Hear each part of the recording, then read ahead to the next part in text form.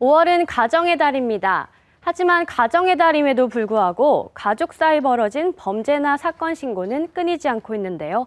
특히 지난 어버이날 광주에서 발생한 아버지 살인 폐륜 범죄는 충격을 주고 있습니다. 그 사건으로 긴급구조 119 시작합니다. 지난 9일 광주광역시의 한 아파트. 문 씨와 연락이 닿지 않는다는 지인의 신고로 119 구조대가 출동했습니다.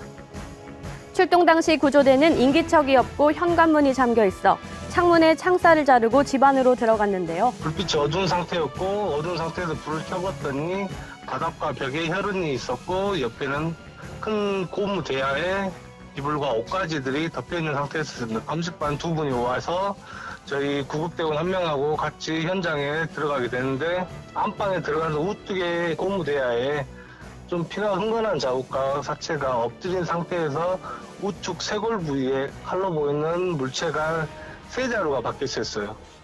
아내가 죽은 뒤 혼자 살았었다는 78세의 노인. 그런데 10일 오후 경찰은 놀라운 발표를 내놓습니다. 노인을 무자비하게 살해한 범인이 바로 피해자의 아들과 딸이라는 것. 어버이날인 8일 새벽 아버지가 사는 아파트를 오르내리는 남매의 모습은 CCTV 영상에 담겼습니다. 계단을 올라간 뒤 1시간 후 옷을 갈아입고 유유히 사라지는 남매. 남매가 사라지고 시체로 발견된 노인. 이들의 범죄는 우발적 살해는 아닌 것으로 보입니다. 사건 발생 2일 전 범행 도구를 구입하는 모습이 다른 CCTV 영상을 통해 확인된 것. 이들 가족은 5년 전엔 지체장애 1급인 어머니의 간병 문제로, 지난달에는 아파트 소유권 문제로 계속 다툼이 있었습니다. 저는 어떤 것에 대해서도 말씀드릴 이유를 모르겠고요. 말씀드리지 않을 거고요. 피의자는 아버지에게 지속적인 가정폭력을 받아왔다고 진술했는데요. 어버이날 발생한 충격적인 사건, 가족의 의미에 대해 다시 한번 생각해보게 되는 사건이었습니다. 뇌기능이 손상되면서 기억력 등이 떨어지는 노인성 질환인 치매. 최근 들어 치매 환자가 늘고 있다고 하는데요. 전북 정읍에서 확보된 CCTV 영상입니다. 치매 증상이 있는 70대 할머니가 집과 다른 방향으로 걸어갑니다. 휴대전화는 방전돼 위치 추적도 불가능한 상태. 할머니는 결국 실종 21일 만에 집에서 3km 떨어진 들판에서 숨진 채 발견됐습니다. 멀리 떨어져 있지 않는데 그 집을 못 찾아가고 저체온증으로 인한 사인으로 추정한다. 같은 지역 부안군에서도 치매가 있던 70대 할아버지가 실종 일주일 만에 하천에서 싸늘한 주검으로 발견됐는데요. 그걸 치매는 오래된 이유가 저 증상이 심해져 버렸거든요. 지난해 치매로 의료기관을 찾은 사람은 모두 45만 9천여 명.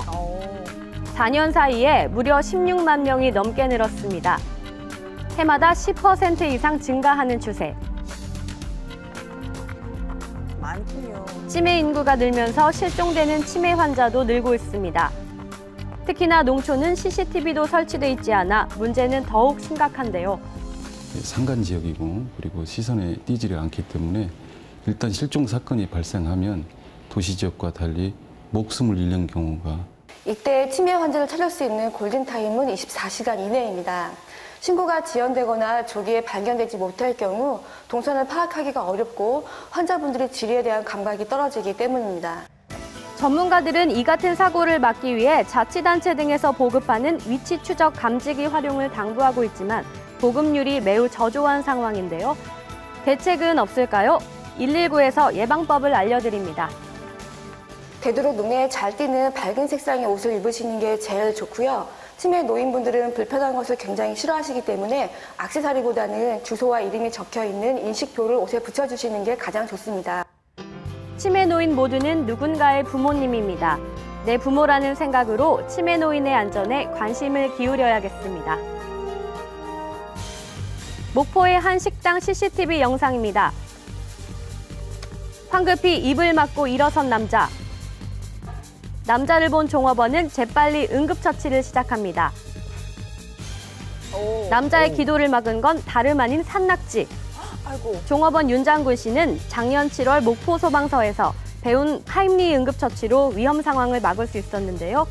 산낙지나 사탕 등 음식물이 기도를 막는 일은 기도에 주변에서 걸렸을 종종 때 일어나는 대표적으로 사고입니다. 나타나는 증상이 얼굴이 새파래진 청색증과 그다음에 쌕쌕거리는 말소리와 그다음에 목을 움켜잡는 V 사인이 되겠습니다. 이럴 때는 환자 등 뒤에 다가서서 주먹을 움켜쥐고 복부, 배꼽과 명치 사이에 주먹을 위치시키고 위로 강하게 올려주시면 되겠습니다. 이때 음식물이 나올 때까지 이렇게 밀쳐 올려주시면 되겠습니다. 또 다른 위기 상황, 세차를 하던 50대 남성이 갑자기 쓰러집니다. 이 남성을 살린 것은 다름 아닌 70대의 할아버지. 46년 전 배운 심폐소생술을 구급대원이 올 때까지 이어간 건데요. 덕분에 이 남성은 무사할 수 있었습니다. 그런가 하면 작년에 초등학교 4학년 여학생이 길거리에 쓰러진 50대 남성을 심폐소생술로 살린 일도 있었는데요. 어른들도 당황한 사이 어린 학생이 심폐소생술을 능숙히 선보인 것은 4시간 전 인근 소방서에서 응급처치 교육을 받았기 때문이었습니다. 타이밍이. 어떡하지라는 생각도 없이 그냥 선생님이 낮에 말하신 것만 생각나서 저도 모르게 그게 나왔어요. 음식물이 기도를 막거나 심장마비 등 시각을 다투는 위급 상황. 미리 배운 응급처치는 생명을 살리는 기적을 일으키기도 합니다.